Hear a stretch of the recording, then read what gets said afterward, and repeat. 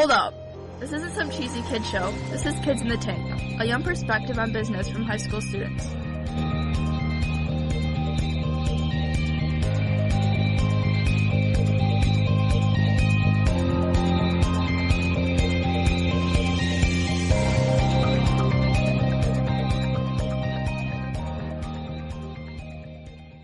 Hi, welcome to Kids in the Tank Podcast. Today I have me, Nishani, and Angel, and today we have Phil Fonfara with us in the tank. Phil, you're officially on the hot seat. All right, awesome. All right, here's our little icebreaker. How much does a polar bear weigh?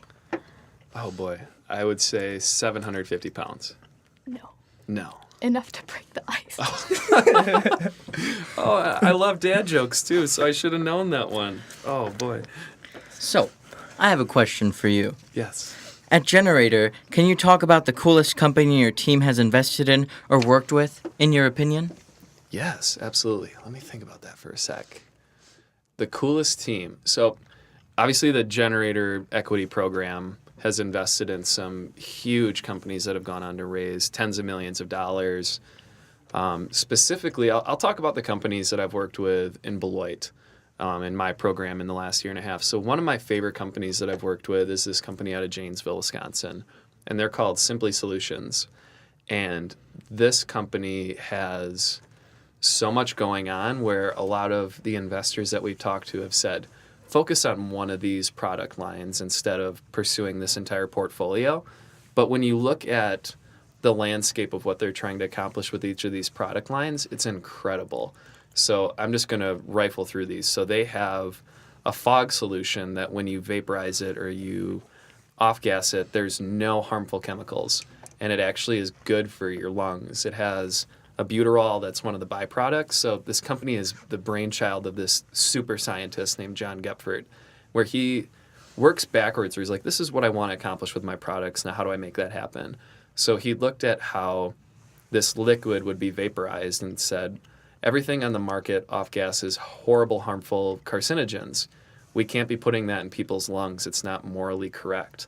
So first product was a fog solution. All of the fog machines on the market were horrible, especially at that commercial level. So he said, I'm going to make a Ferrari of a fog engine. So he made his own fog engine, has patents on it, off gas, or makes smoke that is incredibly dense compared to everything on the market and doesn't break. So that product is insane. He also created a personal lubricant product, and he saw that everything on the market had harmful chemicals in it, preservatives, and that was nothing that had any place going in or on the body. So he worked backwards to say, hey, how can we make a lubricant that is safe? Because we have a very, very important role here in making sure that we're not putting harmful chemicals in people's bodies. So he figured out how to create this solution and launched his Simply Slick product. And it's, again, the only one on the market that's not harmful. With that product, though, he was able to isolate this one key chemical that has been proven to actually cure herpes, whether that's type 1 or type 2. So being able to isolate this molecule and use that in treatment, that has absolutely world-breaking potential. Now that's going to take tens of millions of dollars for all the clinical testing, but that potential cure for herpes 1 and 2 is astronomical. John also saw that in his background, he used to own a gun shop, and he created a liquid that actually catches bullets. So current catches bullets? Catches bullets. So the current industry standard to stop a bullet is to make something that just stops it. So if you shoot steel, eventually that will break and the bullet will go through. And steel is also very heavy. So there's only so much that you can realistically weigh. And then after 2 or 3 shots, it's worthless. Same with ceramics. Ceramics shatter when that energy hits it. What John's liquid does is it actually absorbs the energy, disperses it, and then collapses the bullet in on itself. So with that, the more high-powered that bullet and the higher the velocity is, the better it is at stopping it. So that has astronomical potential where you can put that in chest and head protection plates, defense vehicles, cubicle walls. We live in a world where, active shooters are a thing. We can make workplaces safer. We can make buildings safer. So that liquid just has insane potential to really change the world. So between all of these products, there's a lot of really good things happening there. And just for the sake of time, I won't go through some of their other products, but they also have, patented processes for how they make tinctures and how they do extraction of like essential oils. They have their own line of chapsticks. I mean, the company, I fully believe, can be a $1 billion opportunity for our area. And they're headquartered in Janesville and That's trying to awesome. help them grow their business. That's awesome. So in Beloit, are there any advantages or disadvantages for running gBETA in Beloit? Absolutely, cost. I mean, you look at Beloit. Positioning-wise, we're an hour from Madison, Milwaukee, and Chicago. And if you look at what the rental rates are on commercial space and also on residential real estate, they're a third to a fourth, maybe even half of what those big markets are. So if you're a startup founder and you actually want to give your business a shot and somebody gives you $100,000, if you're in Madison, you're going to spend 50 to 70% of that just on your office and on your apartment because everything there is over $1,000 a month for a bedroom. So you're going to churn through that money just to live, and none of that actually goes to helping you grow your business. You can come to Beloit and have an office space for $100 a month at Iron Tech and have an incredible resource there that's 24/7. It's cheap, it's affordable. The housing is really high quality in Beloit. It's very affordable. So you can make your dollar go so much further. So instead of spending 50 to 70 grand a year just on your overhead, maybe you're spending 15 to 20. That extra 50 grand, you can hire another person that can be in charge of sales and actually growing your business. So there's so much more that you can do with your money in Beloit. And also the community's growing. There's so much investment capital that's coming into Beloit, especially from Diane Hendricks, into more housing, more downtown restaurants. Quality of life is going through the roof. There's great corporate businesses in Beloit. There's great people to be customers. I really think in the entire Midwest, Beloit might be the best place to start a company. Wow. Okay, so I know you touched on it earlier, but can you explain in more detail what companies you invest in and then you don't invest in and then why? Yeah. So the companies that we actually invest in with the Generator Equity Program, what we do in that is we help them raise their seed rounds at the end of that program. That's anywhere from $500,000 to $2.5 million. And excuse me. And to raise that type of investment, you really need to have the traction to be able to get those, term sheets from investors. So to raise that type of money, you need to be in the hundreds of thousands of revenue. So to participate in that program, we need to see that the traction is there, that we can take you to investors and they'll actually be interested. We also need to see that, is this an actual investment that should be made? Is the market big enough? What does it look like? Is it completely saturated? Are they creating a category? We really look at category creators. And what I mean by a category creator is that somebody who, by nature of their business, is completely creating their own industry for themselves, or at least has the ability to be one of the top competitors in it. So going back to like Simply Solutions, is there a exorbitant amount of chapstick companies on the market? Yes, it's very saturated. That's probably not something an investor is going to want to invest in. To gain any market share in sales, you're completely cannibalizing on something else that's already in the market. But if you're that liquid armor solution, or you're that, chemical-free, harmful-free personal lubricant, or that fog liquid, those are completely new categories. They can become the first player in that market, which is hundreds of millions of dollars for them. So for an investor, they need to see that this startup is a better opportunity for them to invest in compared to anything else in the market. They know in 10 years, or 5 years even, they can double their money on stocks, bonds, real estate, every other investment vehicle. So to beat those returns, you need to show that, hey, I have something here, and ultimately, I'm doing you a favor by letting you invest in my company. I gotcha. So it's kind of in the sense like back when penicillin was first invented, that like it was the only patent and you could sell it they sold it for so much money, but so many companies didn't have it. So you're kind of in that sense of trying to sell products that are very limited and that can have a high market and high demand. Exactly. So, okay. 100%. So what would you say is your favorite part of your job? My favorite part of my job is that every single day is different. Some days I am at my computer doing research, scraping contact information for 8 hours straight, just so I can send out a mass email to, 300 companies that, hey, I'm going to be in Dallas, Texas next week, would love to meet with you. So some days I'm just doing research and just seeing what I can find. Other days, I am driving around all over the state to meet with people, selling. I love the fact that I can leverage my network that I've worked so hard to build in order to help out my companies that otherwise would have a very difficult time getting in front of those people. So being able to reach out to somebody and say, hey, Ann, I have an awesome company. I would really appreciate it if you would take a meeting with them. And being able to open those doors and lower those barriers to entry and success, I absolutely love that. And every single day I'm learning. I'm learning more about the industry. I'm learning more about entrepreneurship. I'm learning more about venture capital and investing. And ultimately, I'm hoping that all of that I'll be able to leverage to create even better outcomes in the future. That's really cool. So, do you expect to see a bright future for Generator? Oh, And if so, incredible. what do we expect to see within the next 5 to 10 years? So Generator in the last 18 months has grown incredibly. I mean, Beloit was gBETA market number 5 or 6. Now we have 15 or 16 of those markets. So that program has grown significantly. So we are playing in the Midwest and away from the coasts, and nobody else is doing that. We're historically, the Midwest and the middle part of the country has been flyover country from New York to LA or even Seattle or Boston.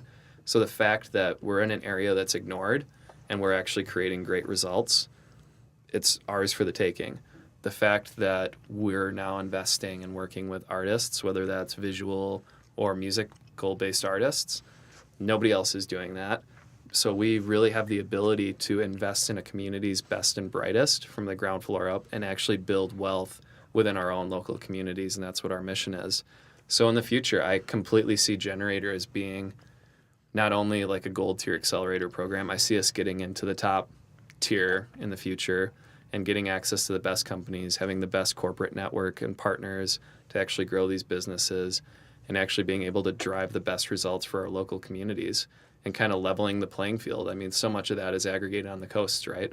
We're building that up here from the ground floor up, and I think in the future, Generator will hands down be the best community development organization, building up our communities and local wealth. So it was like what you were saying before with the liquid that can stop bullets. It's a brand new thing, Yeah, I mean, the accelerator model has been around for a long time. but in the Midwest. Yeah, it's been around for a long time on the coast. But for us, we're the only ones that are really prioritizing doing it here and doing it here really, really well. Okay, so I saw on your LinkedIn that you worked at New North. Can you just tell us about what you did there and then like your reflection now about what you liked or what you didn't like?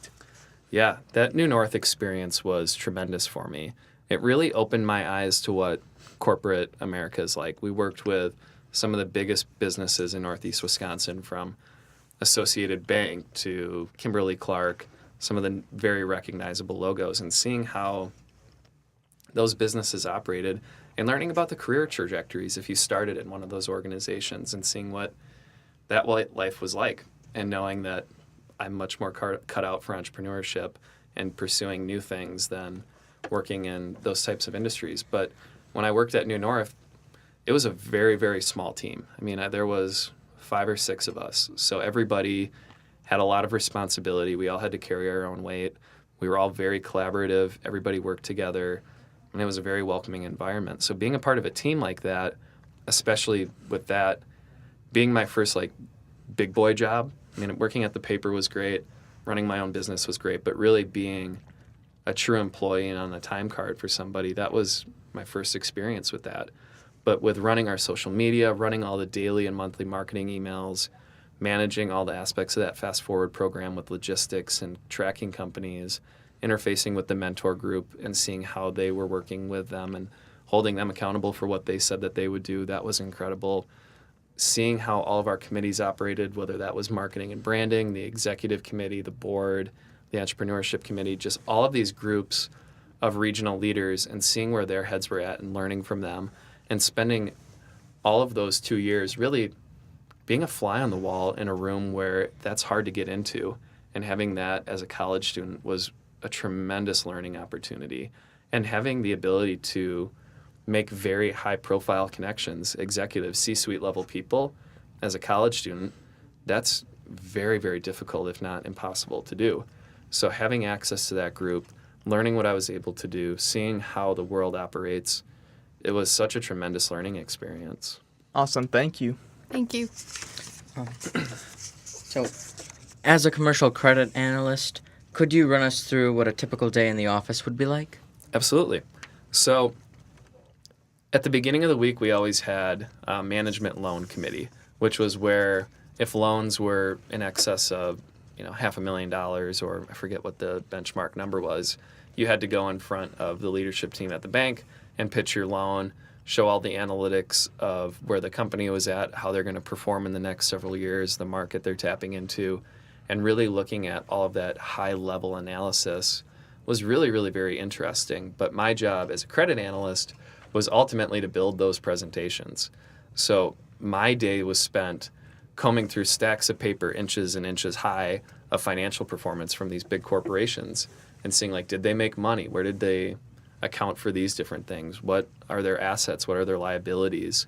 How have they done with their accounts receivable and accounts payable over these last several years? Is this a business that we should give money to, and are we going to protect our interests? Because the bank had shareholders that we had to make money for, and also we were lending money that was lended to us. That was people's deposits. So it was very, very important that we did a good job at what we did.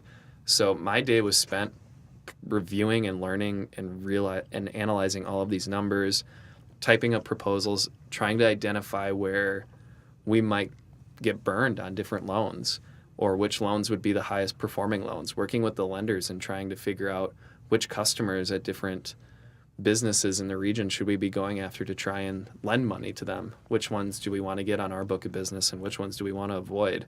Which businesses in our current portfolio that we had lent money to, which ones were performing great, which ones weren't? The ones that weren't performing, how could we get involved earlier on to protect our own interests and ultimately help get that business kind of repositioned for growth and performance? So, I mean, my days were spent meeting with customers. It was spent sitting at my desk reviewing numbers, asking other analysts, like, what's your take on this? Is this good? Is this bad?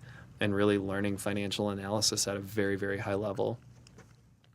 Awesome. So thank you for answering our questions. Now we're going to jump into the next segment of Flip It, where you'll be asking us the questions. So All right. You're up. So my first question, what excites you the most about your ideas for your potential careers in life after high school or college?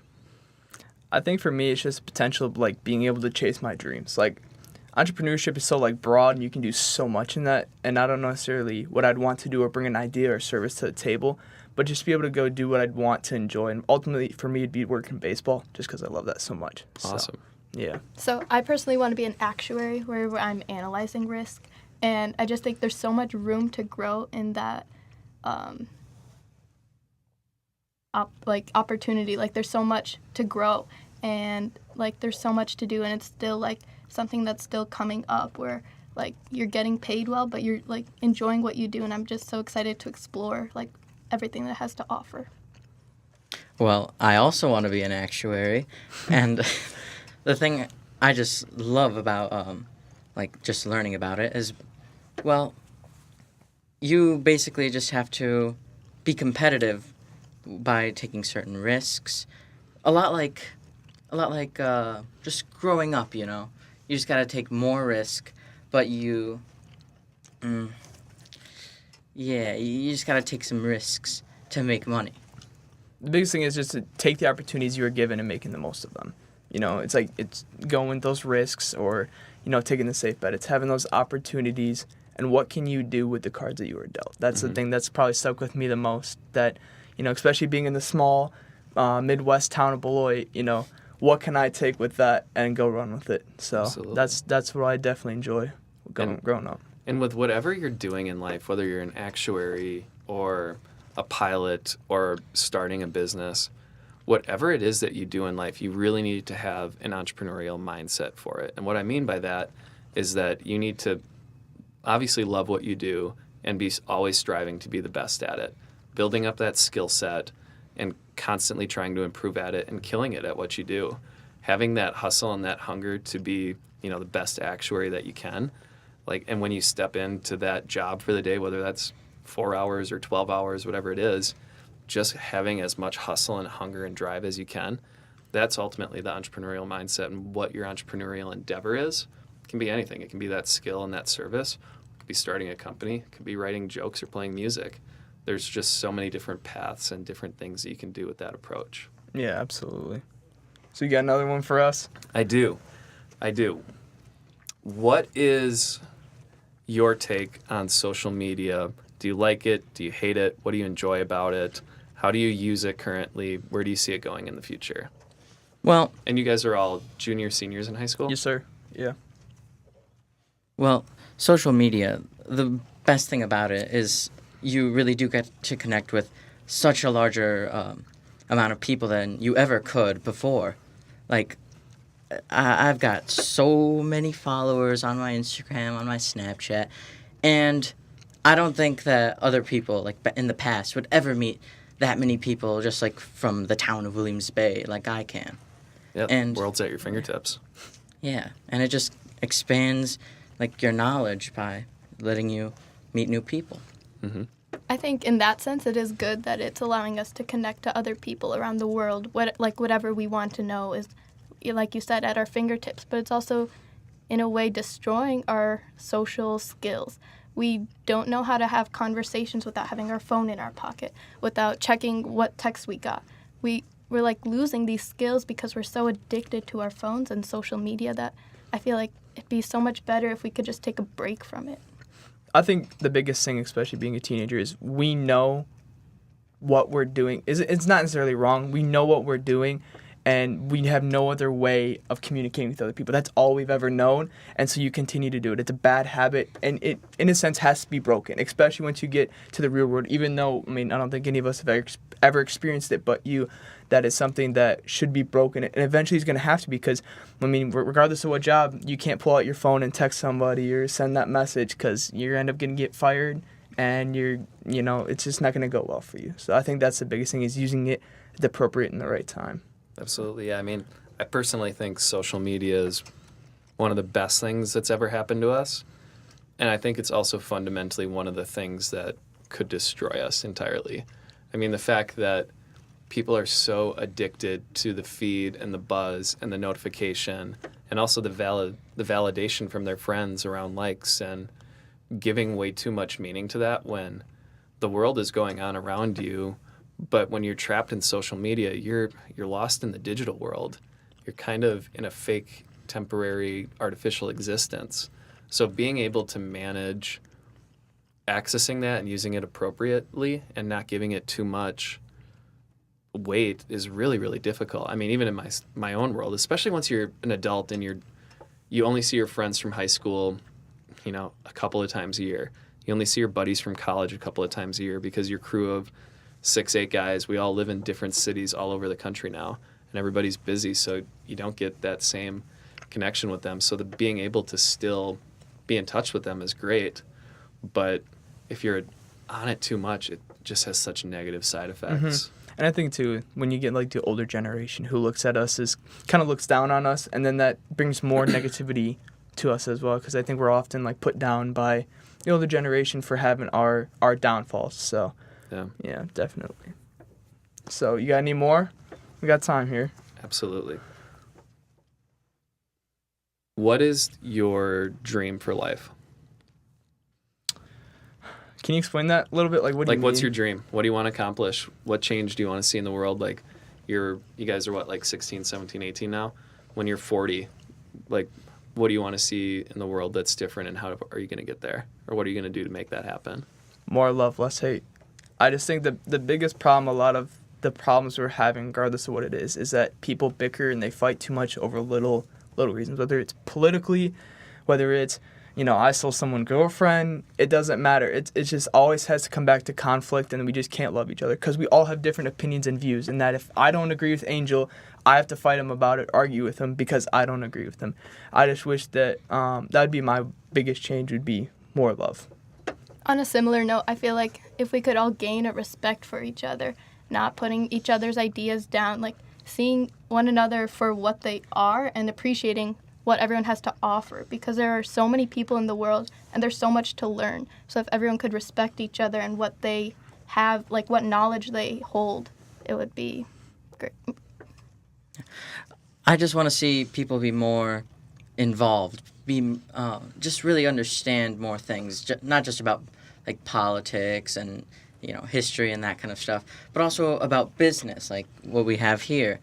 And I would just want to see things like BizTank or like political rallies or things just be more widespread. One more.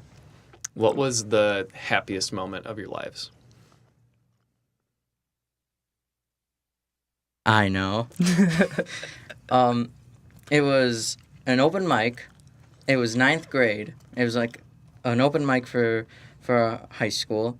Like singing or comedy or spoken word or what? Anything. You Just could do open anything, right? Anything. What'd you do? And then it was me and my friend Harrison. All And right. he's playing piano, and we're doing Hey Jude. And oh my goodness, it was a crazy time. Because we wanted to be very last, but they wouldn't give it to us. Because they're like, oh, we have to have a good show for the end. So we did that, like in the middle. And then it overshadowed everything afterwards. Not because I sang very well or anything, but because it was just a happy song. Everyone was just singing along at the end. It was just a fun time. It's amazing. One of my most recent happiest experiences was a month ago. I was accepted into Congrats. UW-Madison, where Thank you. Woohoo. Yeah, I wanted to go there for a couple of years now, and finally after applying, doing all these scholarships, I finally got accepted. And it was just really a relieving moment, and I was just filled with happiness. I think the biggest thing for me is because I have an uncle who, he was born here in the U.S., but he moved to China and then to Singapore, and I don't get to see him about every 2 years. And so he came back this summer to watch me play baseball and then for Christmas. And just, the joy and, the happiness of having him there and just being, around me, that was probably, one of the happiest moments I've had in this past couple years. So Awesome. that's awesome. What about you? What was your happiest moment? I would say that my happiest moment, I have a lot of different very happy moments in my life. I mean, professional moments in my professional life, happiness and moments like that from my personal life. I would say that my happiest moment that I ever had in my life, I was in that picture from the presentation earlier when I was hiking out in Colorado and skiing in Telluride, when I was climbing to the top of Palermo Peak and just being so present in that moment and knowing that if I took a misstep, I was going to fall down either side of the mountain to my death was a pretty crazy thing. But getting to the top of the mountain and just being, it is extremely high altitude, so I was a little loopy from that. But just being so extremely present in that moment was just so powerful. But also at that time in my life was really when I was starting to take control of a lot of things that were going on in my personal life, when I was prioritizing my internship and work and learning. And that was my senior year of college, when I was taking a lot of my major classes for econ, when I was studying economics and intermediate micro and macro. And I was really doing what I wanted to do and not letting people's opinions or weight dictate my decisions or what I was doing. So I felt very empowered in what I was doing in my life. Being on a mountain was very, very powerful. And being at the top of one, it was very symbolic too. So when I got my Eagle Scout Award, there's this story called Eagle Mountain. And it talks about the journey of a scout as he makes his way to the top of this peak. And that peak being the ultimate recognition of getting your Eagle Scout Award throughout that entire journey of scouting. But then in the story, as the eagle sits at the top of the mountain and then turns and looks over the hill, he sees more mountains out in the distance. And that's very symbolic of life, where you've pushed the rock up this hill and you finally made it to Eagle Mountain. You've rested. You're at this moment. But then as you look out into the future, it's nothing but hard work and then peaks. So you'll have other great moments of happiness and great accomplishment in life, but it's part of that journey and part of that hard work. So actually being at the top of a mountain and reflecting back on that story, reflecting at where I was at in that point in my life, was just the most powerful moment of happiness that I've felt.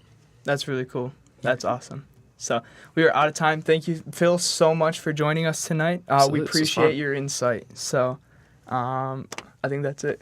All right. Thanks, guys. Yep. Thank you. Bye. Thank you.